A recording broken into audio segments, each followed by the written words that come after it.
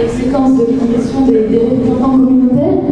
Je voudrais juste avoir un petit mot de remerciement pour M. Catanson, qui est avec nous ce soir, qui était le vice-président de la Fondation des Pionniers et qui a participé également à ce comité. On lui doit beaucoup à son engagement. Donc je te remercie. Merci d'avance.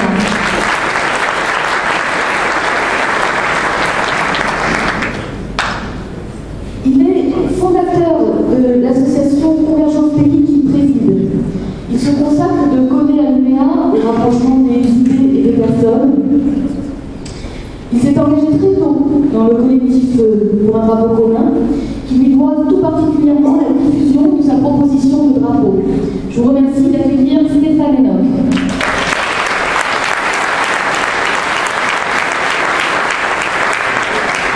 Merci à tous. Merci vraiment. Pour commencer, je voulais vous rappeler que nous sommes ici finalement que pour parler de drapeau.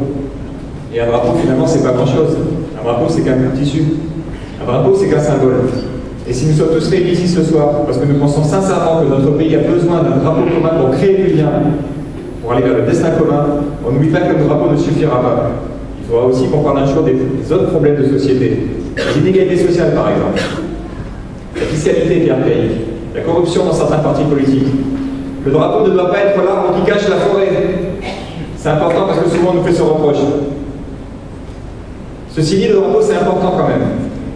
Un drapeau c'est beaucoup plus qu'un tissu. Un drapeau c'est un contrat qui lie tous les habitants d'une région et d'un pays. Ça doit être justement le symbole de ce qui nous unit tous. Et il faut arrêter de nier certaines évidences dans ce pays. Ça fait 150 ans que différentes communautés culturelles se côtoient. Et si le chemin est encore, le fossé culturel est encore large, il ne faut pas oublier une chose, c'est qu'on partage déjà beaucoup de valeurs en commun. L'amour viscéral pour la terre dans ce pays, le sens de la famille, les rapports à l'autre, le consensus, l'humilité, etc. Même l'accent caldoche est un cousin des accents kanaks. Et pourtant, on ne se connaît pas encore bien les uns les autres. On a encore des idées préconçues sur les Kanaks, sur les Blancs, sur les Wallisiens, les Vietnamiens, etc. Pire, dans ce pays, il y a encore du racisme. On se demande pourquoi est-ce qu'il y a du racisme en Nouvelle-Calédonie. À qui profite le racisme en Calédonie? Les seuls qui en tirent profit, et du pouvoir, ce sont les leaders des blocs politiques historiques.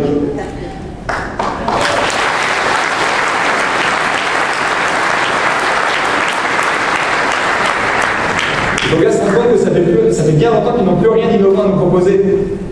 Développement touristique, éducation, environnement. Vous avez entendu des idées innovantes vous récemment? Moi non plus. Ah non, et c'est justement pour ça qu'ils créent la division. La division, c'est pour cacher leur médiocrité.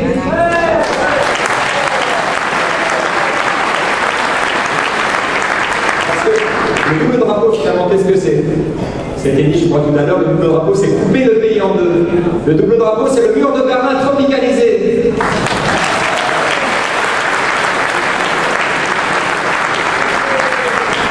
Le double drapeau, c'est déjà presque l'apartheid. Et madame m'a fait des propos. Je voulais moi aussi remarquer que le double drapeau, c'est isoler les Kanaks dans leur propre pays. C'est quand même incroyable. On ne peut pas accepter ça. Alors j'ai entendu, à chaque légitimité, son drapeau. C'est ça le destin commun? Je vous pose la question, est-ce que c'est ça le destin commun? On est d'accord? Alors après, ça va être quoi? Ça va être à chaque légitimité son type de logement? Les squats pour les uns, les vraies maisons pour les autres?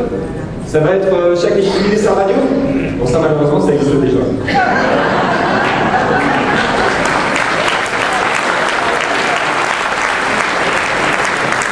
Les radios, c'est une chose, mais ils nous préparent quelque chose de pire, c'est la télévision de demain, avec, accrochez-vous bien, une rédaction coupée en deux, avec deux légitimités et les créneaux horaires pour chacune des deux légitimités.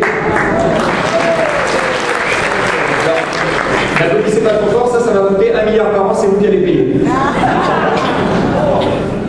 Et je voudrais aussi m'adresser aux membres du peuple kanak.